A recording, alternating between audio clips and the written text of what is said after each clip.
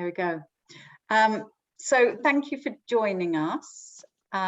We are delighted to kick off this Living Healthier Longer workshop series in a virtual way. You all know us as Colin and Karen. I guess for anybody listening, they may not, but we are the founders, the co-founders of Peaceful Way Retreats. I'll let Colin sort of tell you his story, but Colin and I have been working, practicing together for about the last 20 years.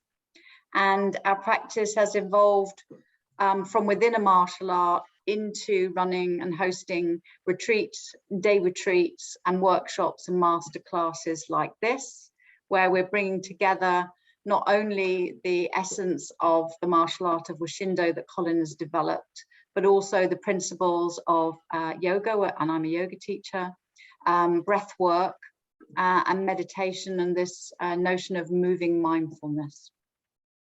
Okay, so for those people who have forgotten about me, I'm 77 now, right? And I've been practicing martial arts since, well, 58 years I've been practicing. And then we learned a lot of things about that. First of all, if I say I've been practicing 57 years since I was, whatever I just said. We decided that what we noticed was most people we taught right around the world, hundreds, if not thousands of people. And when we asked them about how did they get on using the martial arts skills, they used to talk about improved confidence and better relationships, and they're more comfortable with myself, I'm fit and I'm healthier. None of them ever mentioned they got into a fight and defended themselves. Now, that was normal. I haven't done that either. But it told us that the thing that really mattered were the skills that they learned to embody and empower their techniques were the skills that were most valuable for them. And that's why we say to rebrand to say Wushindo and say we're going to help people live healthier for longer. That's going to be our thing. That's the thing we love doing. And we were doing that in industry. We had a consultancy and we did that in industry. We also found the leaders in industry that's what they were looking for, because they would tell us stories. And one of the stories I heard over and over again was, it goes something like this. Con, I'm nearly 60 now, I'm 55, or whatever, I'm nearly 60 now, I own my own house, I've got a big house, I've got a house in the south of France, I have a fantastic job, I have a great salary, and I've got a nice family. Then you would say, is that all there is? And I heard that over and over again, and what they were saying was, there's something missing in their life, which they can't put their finger on exactly, but they're still uncomfortable, having done all of what you would call the formula for success: work hard, succeed, get happy. And we know that formula doesn't work like that. Work hard and succeed's a possibility, but the get happy bit isn't necessarily happen at the end of that. So that's what they were searching for. And of course, they were starting to get worried about their body. And in most cases, they're saying, I'm 55, I'll be retiring in 10 years' time, I want to play golf.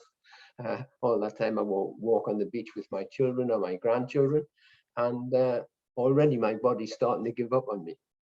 So it seems awful that they've worked all that life and been stressed all that life, and all of a sudden that the retirement is somewhere up front, and they come and say, well, I need to do something about that. And that's those people come to our retreats, and they have a great time, and we teach them all the skills and all the behaviors necessary to be able to turn some of those years back.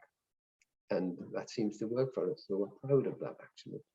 So I guess the way our practice has developed has been to be focused more on this notion of well-being. And I think it's so timely, as most of us now struggle with enough hours in the day to balance our different roles that we have. And that's not necessarily job dependent, because we have the habit of running busy lives. So how do we take the opportunity and learn some of the skills that help us actually slow down? And this idea of being more human, it's quite difficult to be human when your mind is racing constantly. Consequently, your heart is racing a lot, and it's very difficult to think well and make clever decisions in that sort of state. So, you know, Colin has developed this idea of lifespan and health span. Did you want to just Well, bring that to life. just want to make a point. Over the series of the 4 workshops, you're going to learn all the skills and techniques which will allow you to make significant differences to your life now, if you want to, of course, and learn to live, how to live happily, or the balance of your life to be happy. And we know techniques that help you do that, and we've developed them. But if you look at something, but this time we want to look at the beliefs you hold. So by the time you get to the technique, we want to make sure that your beliefs are soft or in place, or at least you're not sure about some stuff, but that's where we want to start. So this living successfully without having to fight is a really important one. What I've discovered in my life at work and business, or work in my everyday life, is that if you fight, you lose.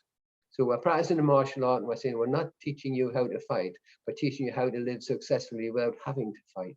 So to create harmony, to create relationships, it's no point in arguing if you're not going to win that argument, and there's no point in fighting. People break up with their families, they break up with the people at work, they fight with their organization because they're not getting enough money, but it doesn't help.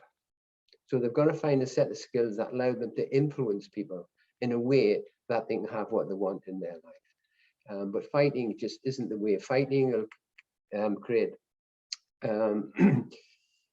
inflammation in their body, and inflammation will create some of the terrible conditions that people get after the ages of 50.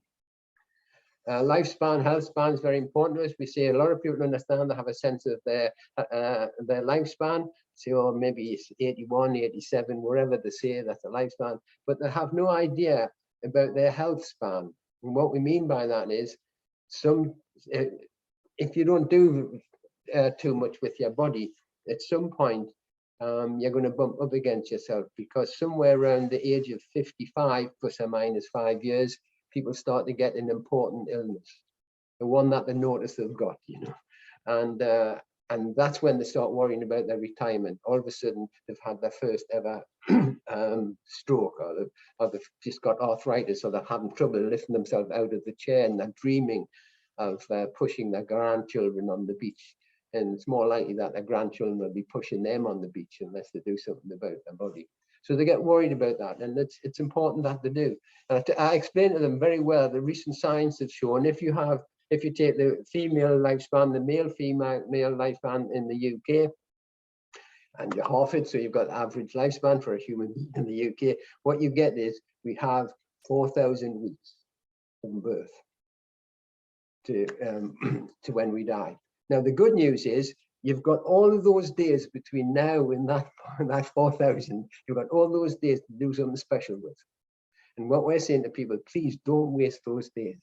Get up in the morning, join the day. Don't let the day determine you. You determine the day. Have something on your mind, a purpose or an awareness of what you want to get out of your life, and make sure you bring that as a priority for your day. And that could be health, or it could just be making a difference somewhere in the world. And that's a really important one for us, to help people be able to do that, not get left in negativity, but to get left in possibility. Always with an assumption, something's possible for me, no matter what's happening in my life. I've got other things which are possible. Sorry, the other one more. Karen just changed the slide, so I can't remember what was on it, right? So just one more, and bringing more life to your life. We watch people, you know, people know I love sitting in coffee shops. I sit in coffee shops and I watch people walking around, and I'm watching them, and I don't see all the life that they could have in their life. In their body, I don't see the life. I see their bodies are getting smaller, or they're getting bent, or they're walking very slowly, or they're walking, or they're limping, saying, well, this is their life. Maybe they're 50, maybe they're 60, but there's got more life available to them that they're actually having at the prison. And you can do something about that. And that's the great thing. I just want to mention the habits and rituals part. You know, we all run habits and we all have rituals, but we have to ask ourselves sometimes the questions of, are they helping us or are they hindering us? And that's what can be difficult when we're trying to change to a more healthy or optimal habit, is the old ones keep playing. And so how do we help people embody the new habits and practices so that they can live the life that they want to be leading? So the 4 sessions, as Colin's already said, today is about the mindsets, beliefs, attitudes, but also judgments that we might have about well-being conceptually, but also in ourselves. The second workshop next week is about being present and growing happiness. And the third one is going to be about how we develop a good breathing practice, and also this idea of meditation, whatever that means for you. We're both certified breath practitioners, and probably what we've learned, having known you, Birgit, and Steve for a very long time, is the breath work was always important, but it was in the background, not the foreground. And if there's one thing that we've learned, it's one of the quickest, most accessible, free, do anywhere tools that you can have to support your well-being. And yet many people do not know how to do it well. Yes, Birgit. Just got a question. When you talk about breath work, do you mean breathing techniques that you use in everyday life, or do you mean breath work as in breath work, this therapy of hyperventilating and getting into a particular state that No, although that could be part of it. The Wim Hof types is a style of breath work. So we're talking more broadly on the first point that you make. So how do you learn how to breathe effectively with all of your breathing apparatus and the different techniques that can take you into different states when you understand what they are and how to do them? So two key ones that people ask about. One is how to be calm but stay alert through your breathing. Do that. The other one is how do I get to sleep quickly and stay asleep for most of the night? So you can have that. And another one that Karen has used a lot is how do I stop myself snoring? That's another one. That's not me, it's Karen. That's another one that we use. It gets used a lot. And the fourth workshop is mindful movement, which of course, as you guys know what we do and have done it with us in various guises, is incredibly powerful. Most of us do not access the somatic intelligence and the potential in our bodies. We spend a lot of time in our minds. Most of our jobs are about using our brain. And how many times do we actually bring that body intelligence into what we do? So we're actually going to, in a timely way, Birgit, take a pause, as most of us have had a busy day, I'm sure. And we're just going to take that moment to practice a very simple and accessible breathing technique that's going to help provide us with a calm but alert state that's going to help us access through the discussions and the explorations and sharing of some tools in the practice this evening. So this practice is familiar to those people who practice with us today. And I'm sure probably familiar to you, Birgit, just as a simple breathing tool that you probably know, but I would encourage us to do it together. So find a comfortable seat, ideally without your legs crossed, where your back can be resting against something solid, like a chair or a wall. And the breathing practice we're going to do is a 4-6 rhythm of breathing. We're going to, assuming you're not hay fever or cold impacted, we're going to use nostril breathing. It's important, if it's possible or available to you, to do that, not only because the nostril is a way to cleanse the air, and it has, the nose is designed, Birgit knows this because she's got a nursing background, the nose is designed because it has the hairs to trap the particles. So, but it also means that the nasal breathing helps stimulate the parasympathetic nervous system. So rather than, you've never seen somebody in a frightened state, just no absence. They've got their mouth open and they're breathing into their chest, and it's like a panting state. So we're going to use the nostrils to breathe, both on the inhale and the exhale. So the 4-6 breath, very simple as it calls itself. We're going to inhale for the count of 4. And then we're going to exhale with a slightly longer exhale, so to about the count of 6. And we're going to do 6 rounds of that, maybe 5 actually. And I'll count you in for the first 2, maybe 3, and then I'll leave you to find your own breathing pattern afterwards. It can be helpful just to place your hands, one on your chest and one in your abdomen, but your choice, because it reminds you of how your breathing is moving in your body, but you choose. Cool. Sorry, I was going to say, don't forget to want deep breathing. That means when you're breathing through your nostrils, but you want the air going to the bottom of your lungs. So that will mean, if it is, your stomach will come out a little bit. It's not breathing into your stomach, but just the fact that your stomach will come out because you're breathing low in your lungs. And then your stomach will fall back as you breathe out. So you're looking for that to happen as well. Hand on the abdomen can be helpful to say, am I still breathing just into the top of my lungs, or am I getting into this idea of belly breath? So let's practice this together. As I said, maybe we'll do it 5 times. So begin your inhale now. Inhaling, 2, 3, 4. Exhaling, 5, 4, 3, 2, 1. Inhaling, 2, 3, 4. Exhaling, 5, 4, 3, 2, 1. Inhaling, 2, 3, 4.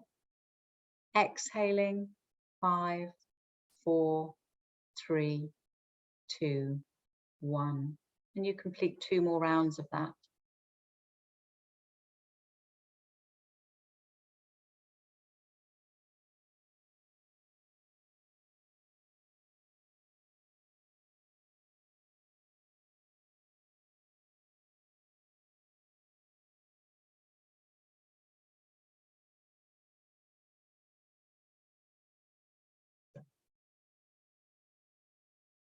And then come back to a normal breath when you're done.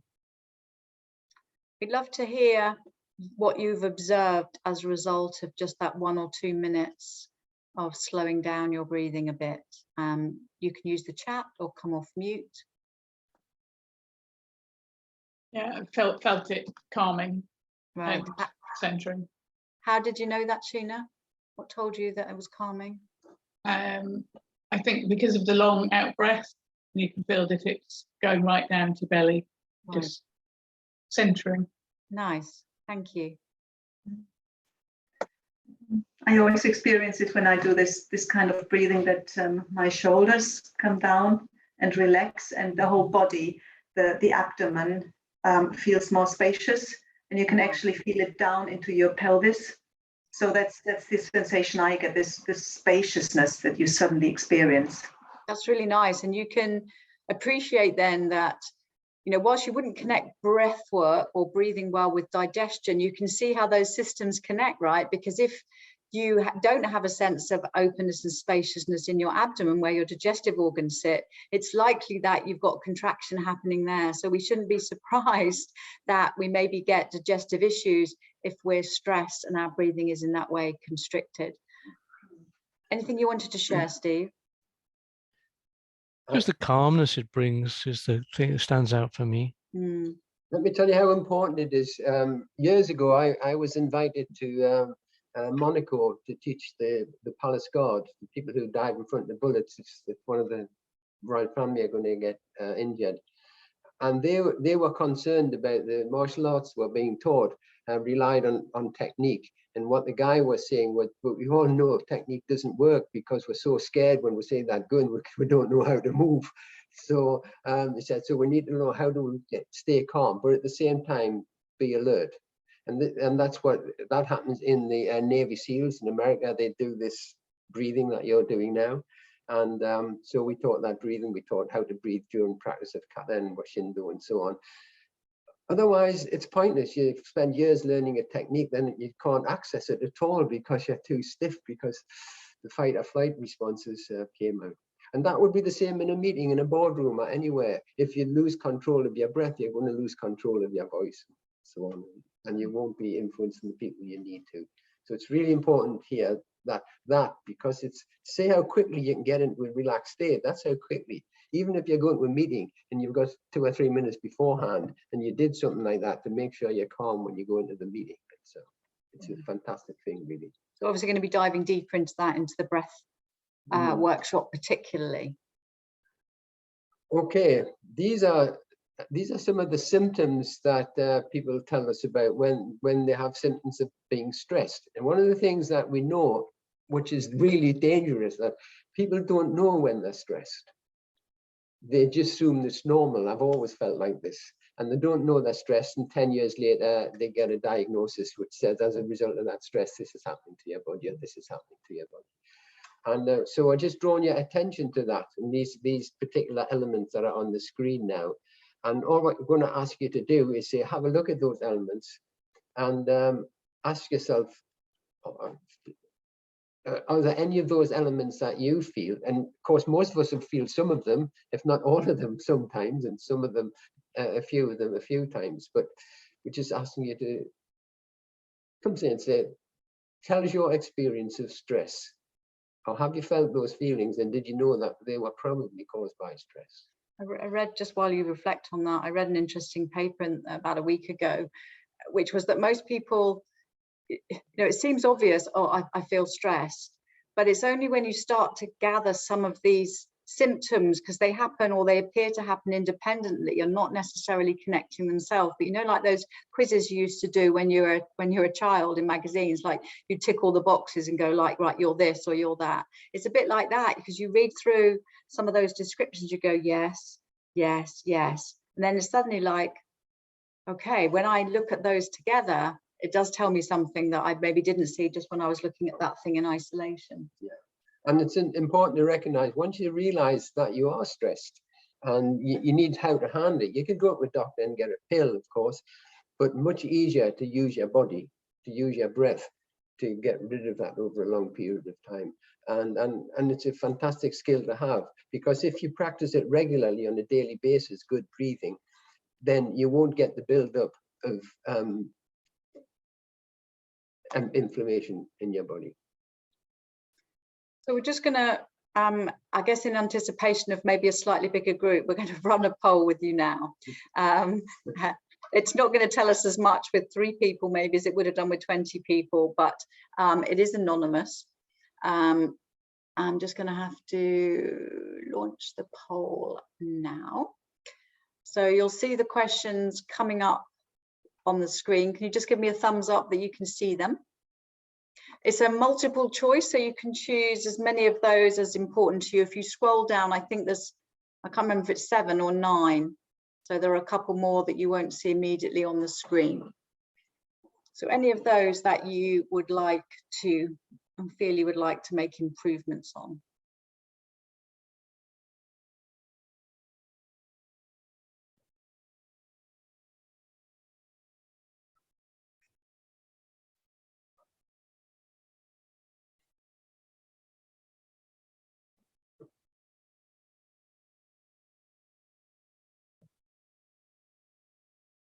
Give me a thumbs up when you're done, if you would. Cool. Okay. Can you see the results on your screen? No. Okay. Let me share those results. So we had focus and productivity was the one element of which 2 of the 3 of you voted on, and then most of the others apart from exercise, all of the others apart from exercise got at least 1 vote. I said that doesn't give us a very generative view because of the few people that it was, but interesting that focus and productivity comes out high, because of course everything that we're doing will help in that respect, whether it's breathing, whether it's being present and moving mindfully, or meditation. So that was just, I guess. And it's not surprised that sleep is on there, because if you're stressed, you don't sleep very well. And if you don't sleep very well, you get stressed. So it just goes round in a circle. So you've got to find a way out of that. And you're going to have to take an action to get out of that particular circle. Ah, we're on to beliefs. Eh? Yeah. So one of the things I want to express here is that people think about what they'd like to be better at. I like to live a happier life, to live most of my life in a state of happiness.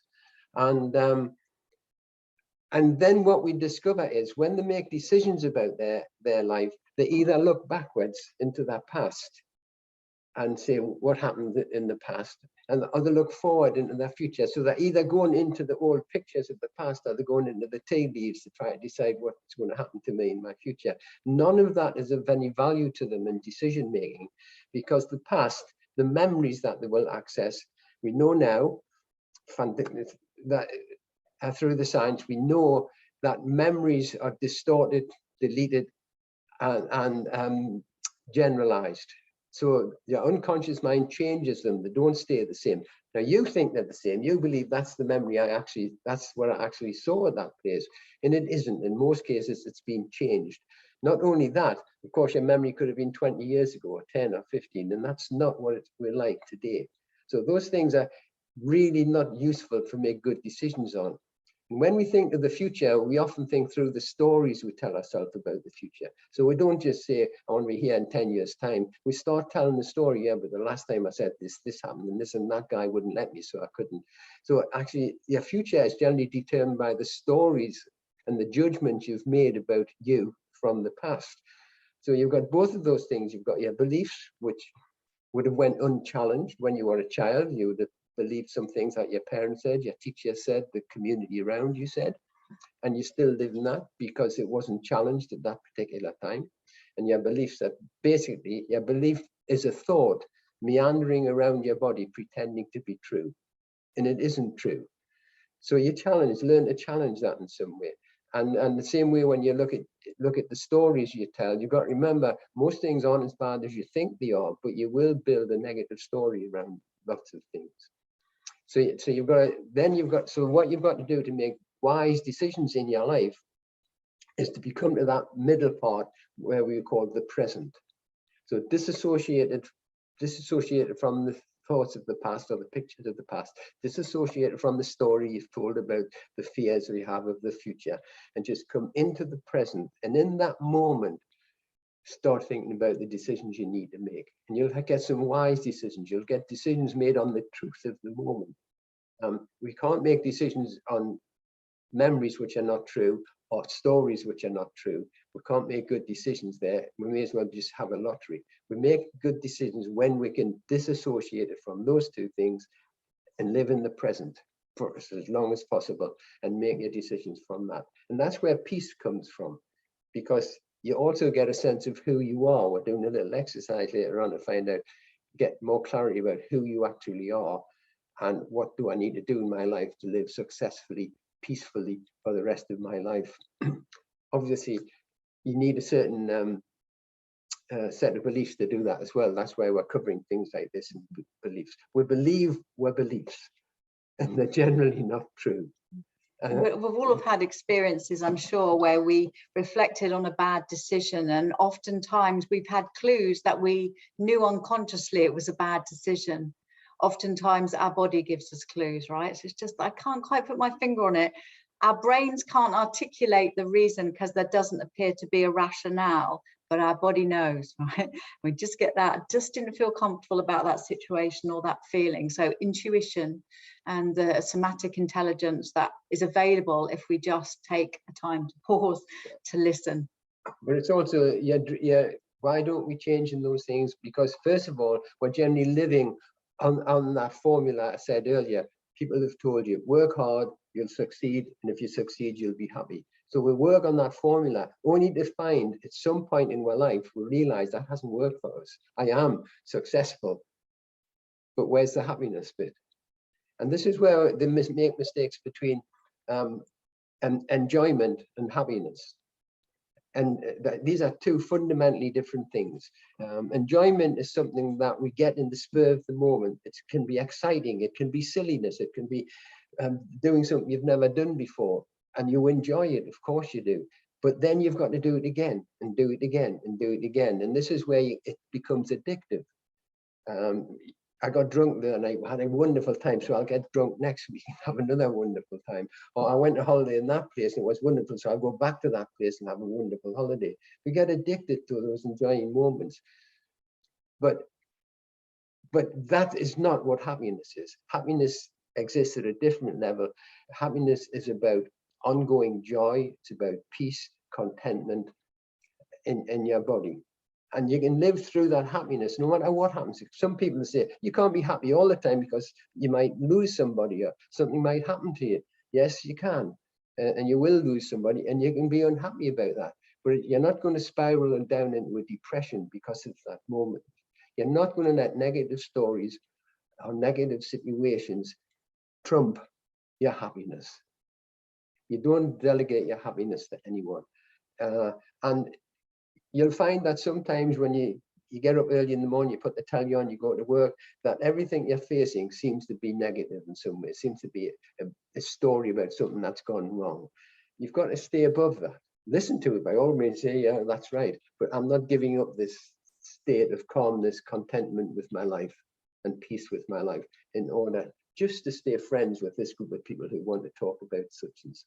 It's a bit like it requires polishing, you know, well, at least I can't speak for Steve, but I'm sure Sheena and Birgit, you know, we polish our shower enclosures, but if we leave them and that limescale builds up, eventually you can't see through it. So it does require attention to retain that, you know, an intended practice around happiness. And, you know, whether you're thinking about people like spiritual leaders like Thich Nhat Hanh, or the practices that come out of Buddhism, all have that at their heart.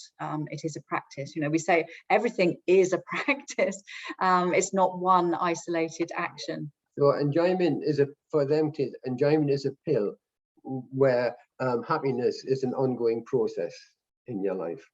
And you can really make a difference with this. Just understanding that itself and doing a meditation that you're going to do in a minute or two can begin to make serious changes to your life, serious but happy changes to your life. Happiness is available for everyone.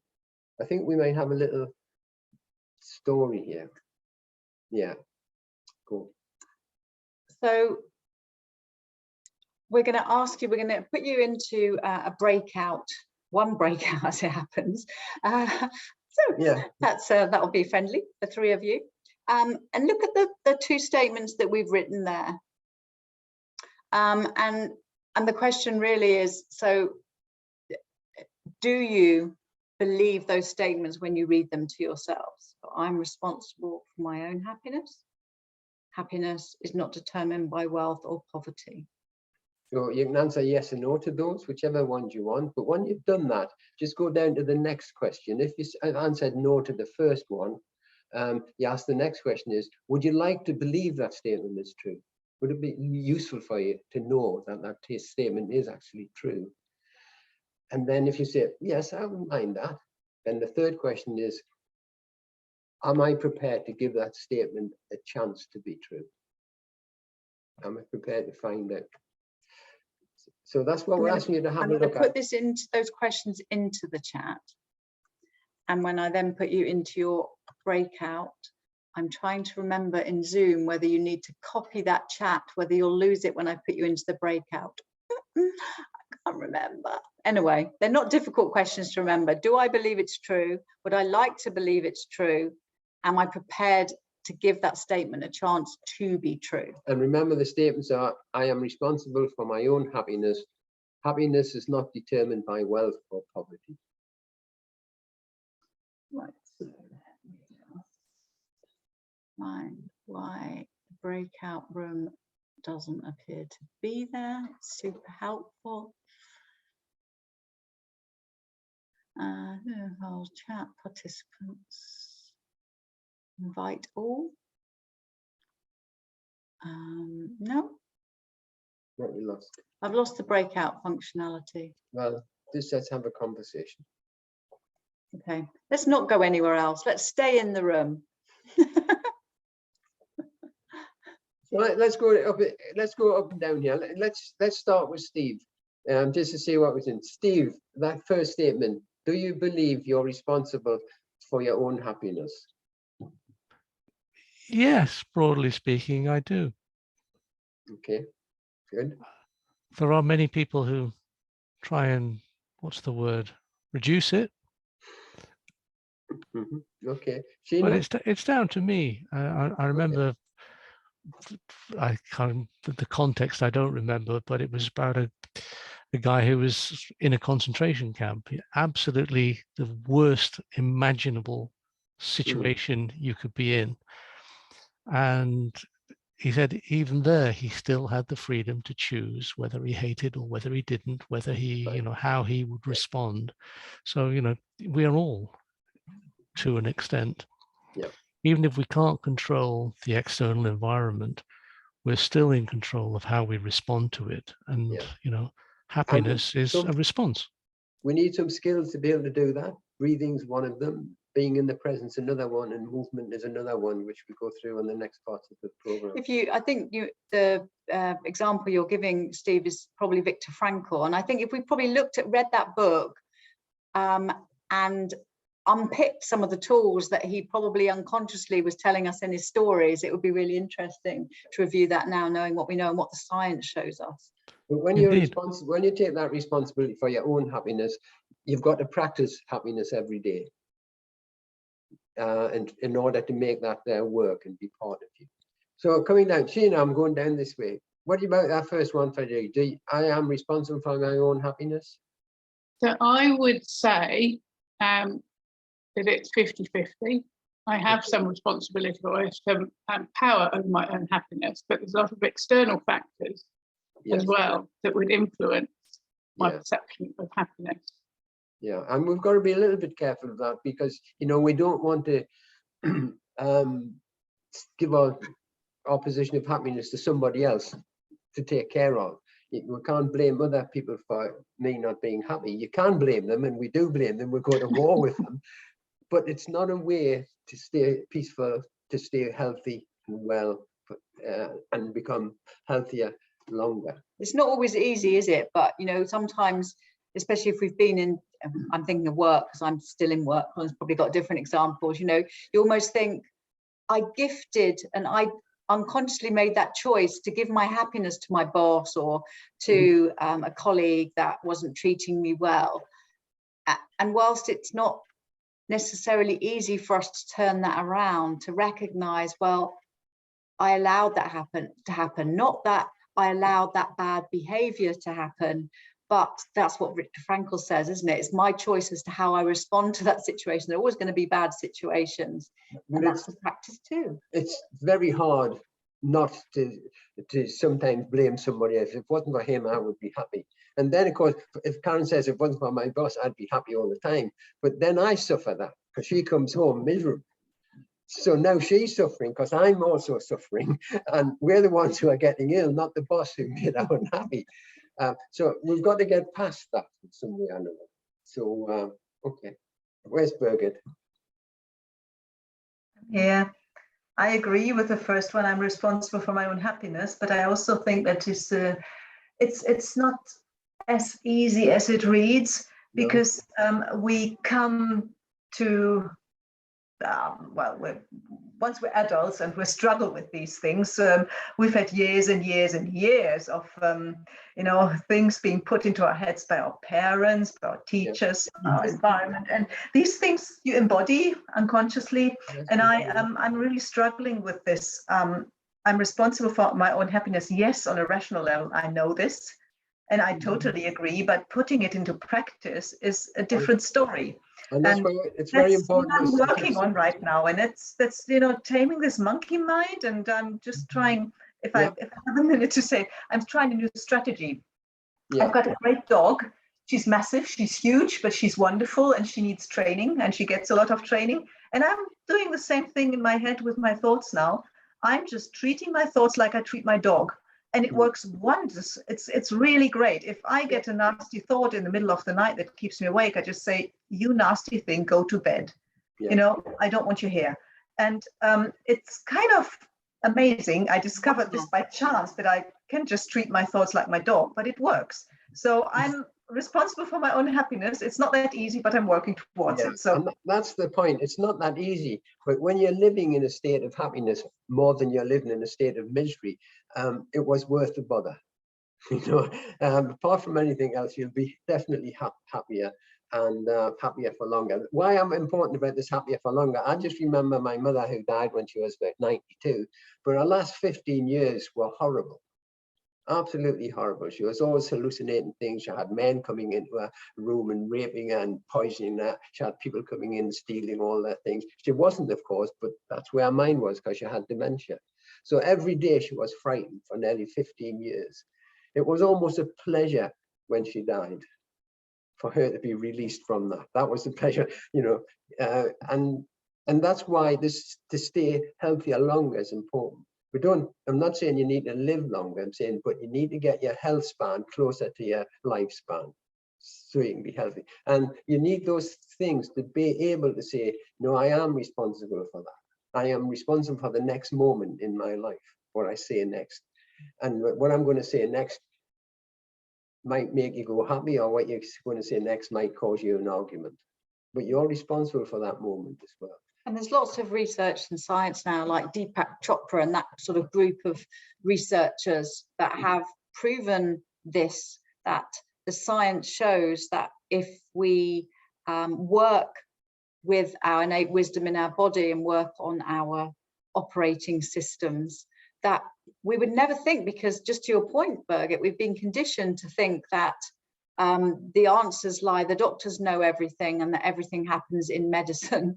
And we don't even go down the route of considering how our own bodies might help if we're more in touch with them. We can talk about that at the end of this practice. Then actually there are treatments available if we know where to look for them. Mm-hmm. So, and this is just, it's a great thing to do. You could have a bigger list of statements and get really different sort of responses to them. But the whole idea would revolve around, I'm responsible for my own happiness. And even the second, that second one gets people really, they're not sure about that one at all. Happiness is not determined by wealth or poverty.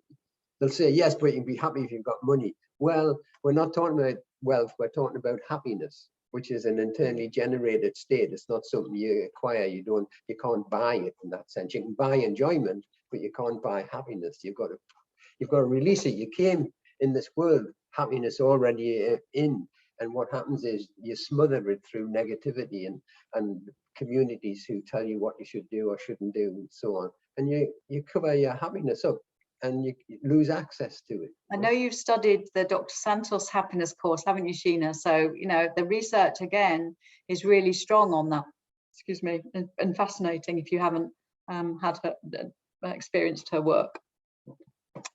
We're going to guide you now through a guided relaxation.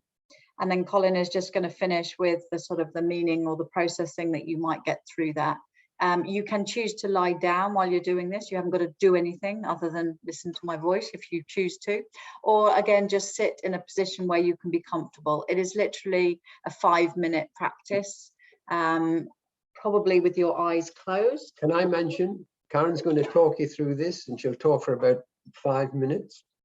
Then she'll go quiet. And I'm asking you to consider a question. Or Karen, can you consider the question you're going to ask them? Well, I'm going to be guiding you through a process at the end of which I'm going to ask you to think about or notice the echoes in your heart, the things that you long for. That's going to be notionally the question. And what we're doing here is saying one of the other great things about peace and happiness is that most people who find peace and happiness also find out who they really are, the authentic me. And from that, they can determine the decisions they need to make in their life, which aren't guesses based on the past or the stories of the future. So the closer you can get to that, the happier you're going to become. It's one of the elements in happiness that always exists. Over to Karen. I love it. Get your blanket on. Feel free to close your eyes. We aren't going away yet. Okay, so as you find a comfortable position, go ahead and allow your eyes to close. And start to let the natural rhythm of the breath help you to relax. Take a few moments to let go of any obvious places of tightness or tension. Now, listening to sounds and becoming aware of the space around you.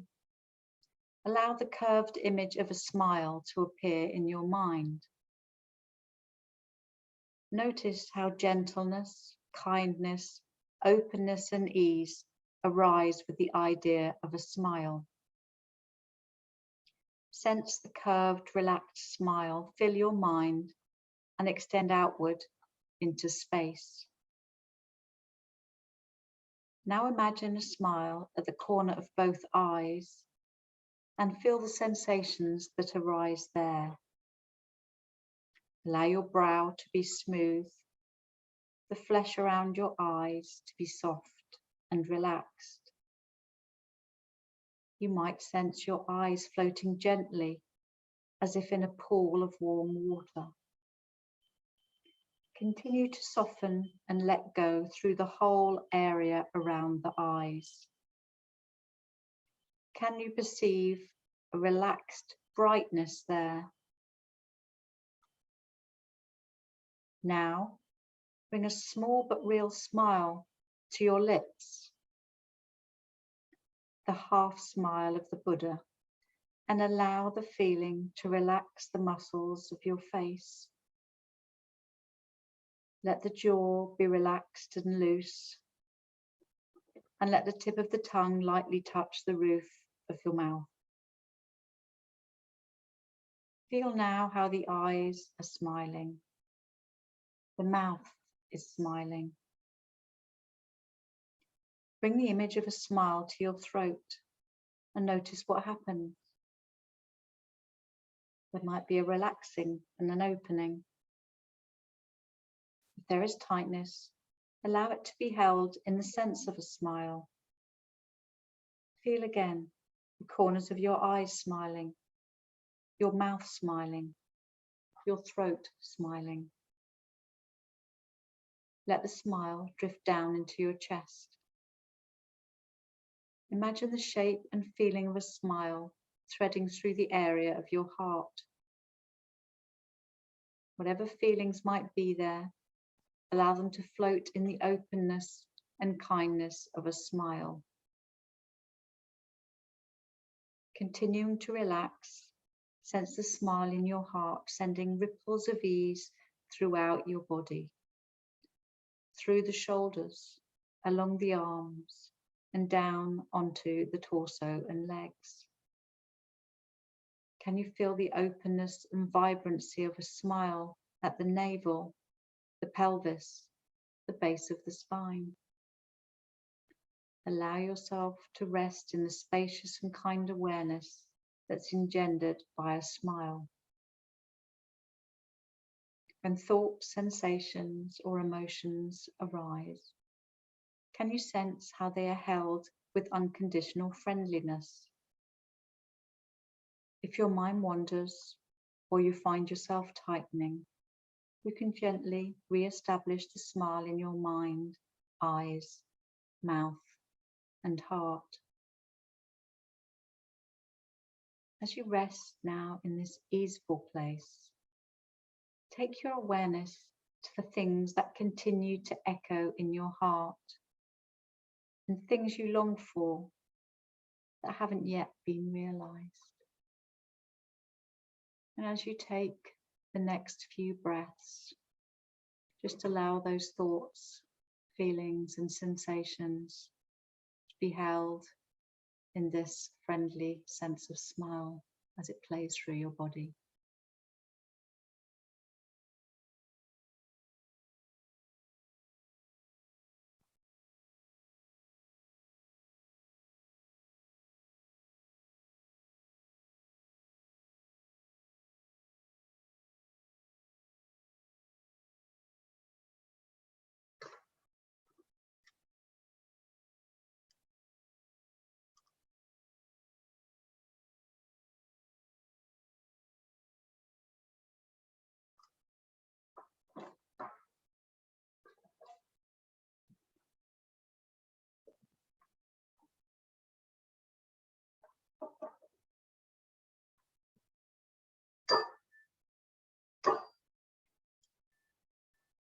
As you begin to come back into the room, maybe wriggling fingers and toes. When it feels appropriate to open your eyes, go ahead. And allow what came up for you to stay with you. Welcome back. Again, I just want to repeat that. Well, I'll start when I first was practicing, when I was first working as an apprentice many years ago. For years, there was always a little tug. It seemed to be from my waist, tugging me and saying, "There's something more here for you, something more." So I got promoted, but it didn't go away. It kept saying, "There's something more, there's something more." And I got promoted again. I went to a different company and it was wonderful. I was enjoying everything about work, but it was still not, there's something more, there's something more. And then I started at the age of 20, I started practicing Karate Do. And it still kept putting saying, "Well, there's something more, there's something more." But little by little over the years, and certainly over the last 12 years, I've begun to realize what it meant. And it was the thing that was missing in my body was something to do with the spiritual element of martial arts. And for most people, they don't find that.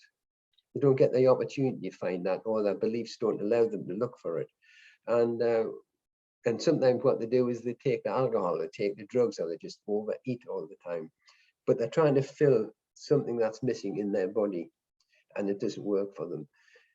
So we are very much offering methods of changing that, being able to wake up every morning with that sense of adventure in your head, you know, the music in your heart, and be able to walk out of the day and take you to the day, as opposed to the day come to you, and live in the state of happiness and not in a state of war. And all that's happening is you're connecting deeply with your sense of self. We had a lovely experience last Saturday where we spent 3 hours in Kew Gardens in a forest bathing exercise.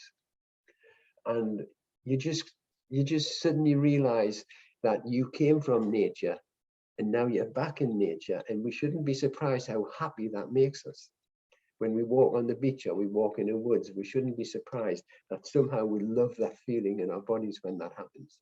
And that's just another way of saying you can't always be in an office, you can't always be in this house. If you want to find out who you are, go back to your roots, which is somewhere near nature, and become at one with nature. And you'll find happiness there. But we're going to have a lot of tools. The next 2 things or 3 things are about the tools to use to help you overcome some of the obstacles that get in the way of being happier longer, or living, bringing more life to your life. You know? So, Karen. So as you guys know what we do anyway, but for those people that might be listening to the recording, as you said at the beginning, we practice with a group of practitioners, sometimes mostly in the UK, but also in Portugal while we're on retreats. We connect with other people throughout the UK. We host workshops and weekend practices here around the Berkshire area. We also run day retreats, and those day retreats give people a taste, I guess, of the different practices that we bring together under the peaceful way. And then we run residential retreats, usually in Portugal. Certainly this year, October is our next residential retreat, where we basically feel we're giving people enough time. It isn't what we would consider to be a holiday per se, but it's another way of practicing. And the 6 nights is just about enough time for people to start to experience the benefit of living their life to a slightly different rhythm and pace, with some different practices than there might be in their everyday. And our hope and our wishes, and we hear this from people who've participated, is there are things that they can take away so that their life is enriched beyond the retreat. So the work maybe starts within the retreat, and then it continues as a practice beyond and out into the lives. And that's, you know, what really we're passionate about. Mm-hmm. Of course, we like spending time with like-minded people in lovely places. That's wonderful. But really it's more how those sort of echoes go beyond those experiences, and we hear back from people afterwards about the difference it's making to their lives. That's what gets us up in the morning. It certainly does. We love it. Thank you very much for joining us this evening. we've enjoyed the conversation. We hope you have. As we said, next week, same time, the topic is going to be about thinking about being present, and some meditation in that. Yes, Birgit. Will it be the same link next week? It will be the same link for each workshop, yes. I'm a non-Facebook person, so I miss these posts. Yeah, it will be the same. Thanks. You're welcome. Thank you, guys. Thank you very much. Thank you. Enjoy the rest of your evening. Lovely to see you all. Thanks for joining. Thanks a lot. Good night. Take care. Good night.